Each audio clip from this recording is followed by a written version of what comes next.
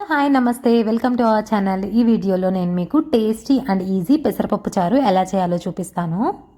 First వచ్చేసి మనం పెసరపప్పుని లైట్గా రోస్ట్ చేసుకోవాలి. ఇలా రోస్ట్ చేసుకుంటే ఏంటంటే దాని ఫ్లేవర్ అనేది చాలా బాగుంటుంది, మనకి స్మెల్ కూడా వస్తుంది. మనకి స్మెల్ వచ్చేసి స్లైట్గా కలర్ చేంజ్ అయిన తర్వాత రోస్ట్ చేయడం అనేది ఆపేసేయాలి. దీని తర్వాత ఏంటంటే మనము ఈ పెసరపప్పుని నానబెట్టుకోవాలి. ఫస్ట్ అయితే బాగా లో ఫ్లేమ్ మీద మాత్రమే మనం ఇదైతే రోస్ట్ చేసుకోవాలి. హై ఫ్లేమ్ పెడితే పప్పు అంతా మాడిపోతుంది, అందుకనే హై ఫ్లేమ్లో ఎప్పుడు పెట్టకూడదు. చిన్నగా ఇలా పెట్టేసి మనం రోస్ట్ చేసుకున్న తర్వాత వీటిల్లోకి చాలా తక్కువ ఇంగ్రీడియంట్సే పడతాయి. అదేంటంటే ఒక చిన్న టొమాటో, పచ్చిమిర్చి, ఆనియన్, ఇంకా కరివేపాకు. ఓన్లీ ఇవి ఉంటే చాలు, మనం ఈజీగా ప్రిపేర్ చేసేసుకోవచ్చు. ఇంకా ఏం వేయకపోయినా చాలా టేస్టీగా ఉంటాయి. వీటితో పాటు ఒక చిన్న లెమన్ సైజ్ చింతపండు కూడా తీసుకోవాలి. మనం ముందుగా వేయించుకున్న పెసరపప్పులో ఏంటంటే వాటర్ అనేది మనం పోసుకోవాలి. ఏమన్నా రాళ్ళు అలాంటివి ఉంటే నీట్గా క్లీన్ చేసుకున్న తర్వాత మాత్రమే మనం వాటర్ అనేది పోసుకోవాలి. మనకి ఎంత క్వాంటిటీ కావాలో అన్ని వాటర్ అనేది మనం పోసుకోవచ్చు. నెక్స్ట్ వచ్చేసి మనం ఫస్టే అన్నీ పెట్టేసుకున్నాం కదా, టొమాటో, పచ్చిమిర్చి, ఇంకా చింతపండు, ఉల్లిపాయలు, కరివేపాకు, ఇవన్నీ ఏంటంటే ఇందులో వేసేసుకోవచ్చు డైరెక్ట్గానే. ఇంక ఇందులోకి ఏ రసం పౌడర్ లాంటివి కానీ ఇంకా ఎక్స్ట్రా ఏం వేయవసరం లేదు.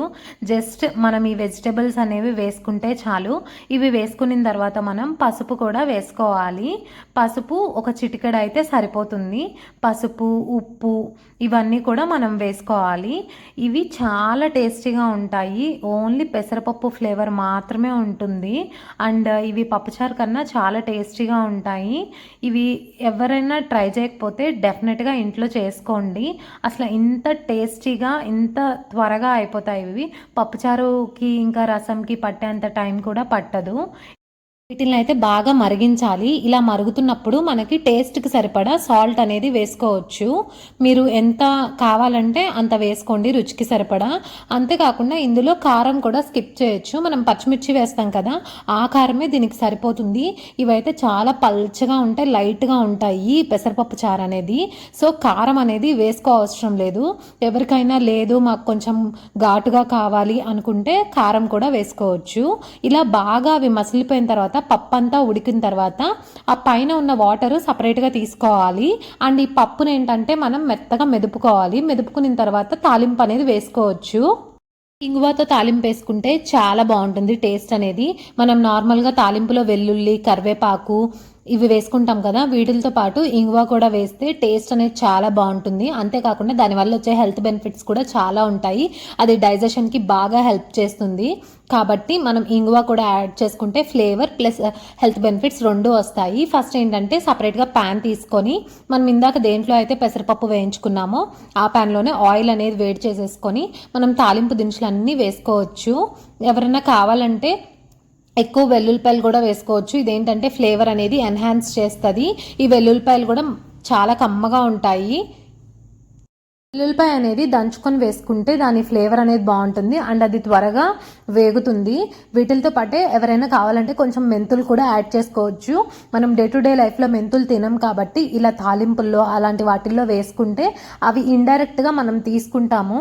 ఆ మెంతులు కూడా మనకి హెల్త్కి చాలా మంచిది. అండ్ నెక్స్ట్ వీటిల్లోనే మనం ఆనియన్స్, పచ్చిమిర్చి, కరివేపాకు ఇవి కూడా యాడ్ చేసేసుకోవాలి. ఇవంతా యాడ్ చేసేసుకున్న తర్వాత ఇవి కొంచెం వేగాలి. ఇవి బాగా వేగిన తర్వాత మనం స్టవ్ ఆఫ్ చేసేసుకోవాలి. స్టవ్ ఆఫ్ చేసుకున్న తర్వాత మనం ఇంగువ అనేది యాడ్ చేసుకోవచ్చు. అండ్ వేడి మీద అయితే ఇంగువ చాలామంది యాడ్ చేయరు. నేను కూడా స్టవ్ ఆఫ్ చేసిన తర్వాత ఇంగువ అనేది యాడ్ చేసుకుంటాను. ఇట్లా ఇంగువ అనేది యాడ్ చేసుకోండి. ఇది ఫ్లేవర్ కూడా చాలా బాగుంటుంది ఇట్లా సాంబార్స్లో, పప్పులో వేసుకుంటే. అండ్ ఫైనల్గా మనం ఏంటంటే ముందుగా ప్రిపేర్ చేసుకున్న పెసరపప్పు చారు అనేది తాలింపులో వేసేసుకోవాలి. అంతే, సింపుల్ అండ్ టేస్టీ పెసరపప్పు చారు అనేది రెడీ. ఇది మనకి హెల్త్ బాగాలేనప్పుడు, ఫీవర్ వచ్చినప్పుడు, జలుబు చేసినప్పుడు అలాంటప్పుడు చేసుకొని తింటే చాలా లైట్గా ఉంటుంది. అంతేకాకుండా మీ ఇంట్లో కనుక చిన్నపిల్లలు ఉంటే వాళ్ళకు కూడా ఈ పెసరపప్పు చారు అనేది కలిపి పెట్టచ్చు. చిన్నపిల్లలకి ఏంటంటే ఉప్పు, కారం ఇలాంటివి తక్కువ ఉన్నాయి పెడతాం కదా, వీటిల్లో అయితే మనం అసలు కారం కూడా వేయము, ఉప్పు అయితే మినిమల్గానే వేస్తాము. ఇది పిల్లలకు కూడా చాలా బాగా సూట్ అవుతుంది. That's all for this video. Please subscribe to my channel. Bye bye.